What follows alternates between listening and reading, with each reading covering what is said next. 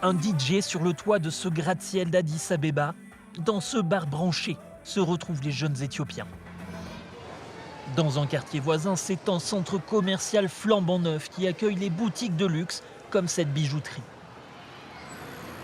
La capitale éthiopienne est en pleine modernisation. Le long des boulevards poussent des palmiers venus des Émirats. Le Premier ministre Abiy Ahmed affirme créer le Dubaï de l'Afrique. Grâce au projet Corridor, de nombreuses entités cherchent à embellir la ville. Pas seulement le gouvernement, mais aussi des sociétés privées. En 2 ans, son entreprise d'ameublement a multiplié les embauches par 3. Durant des décennies, l'image de l'Éthiopie à l'international n'était pas bonne.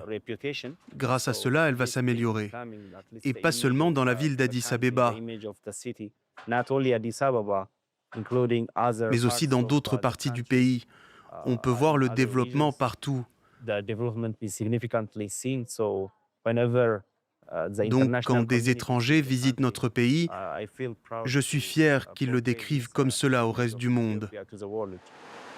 Selon les autorités, le projet a créé 50 000 emplois et s'étend maintenant à 60 villes dans tout le pays. Dans ce salon du bâtiment, les investisseurs venus du Golfe côtoient les entreprises chinoises de construction.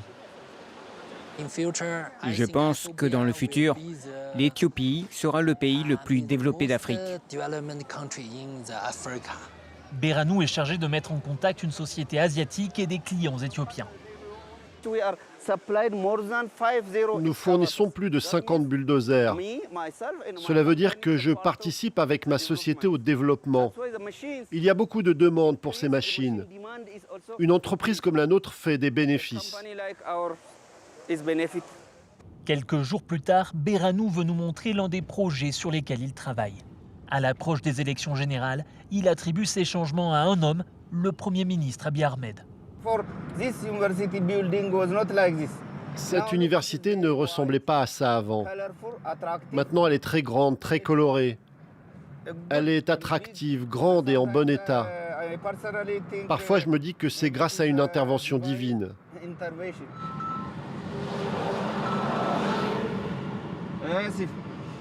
Son employeur vient d'apprendre qu'il parle à un journaliste.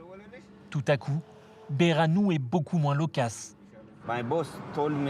Selon mon chef, c'est problématique de montrer des hôtels qui sont encore en cours de construction à des médias internationaux.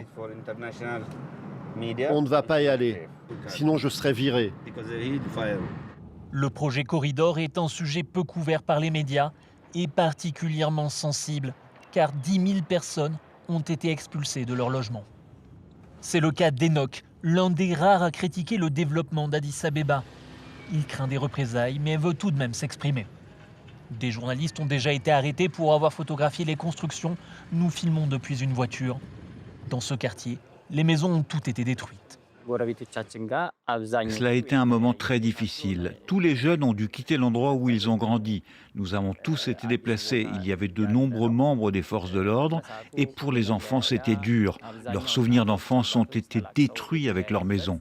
Je vivais ici. Ils n'ont rien construit pour l'instant. Certains habitants affirment n'avoir jamais été relogés. Enoch, lui, habite désormais à 30 km de la capitale et vit loin des siens.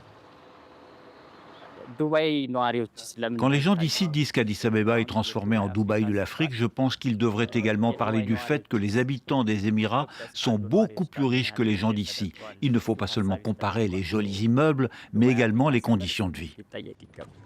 Les autorités éthiopiennes avaient initialement accepté un entretien avant d'annuler. Fidèle, l'architecte termine lui sa journée de travail et se rend dans l'un des nouveaux bars du centre-ville. Pour lui, l'image renouvelée de son pays aura un impact particulièrement important sur les générations futures. Le projet Corridor ouvre la voie à la communauté internationale pour qu'elle vienne en Éthiopie. Je suis très fier qu'il y ait un endroit comme cela dans notre pays, avec cet esprit moderne. Franchement, je suis très fier.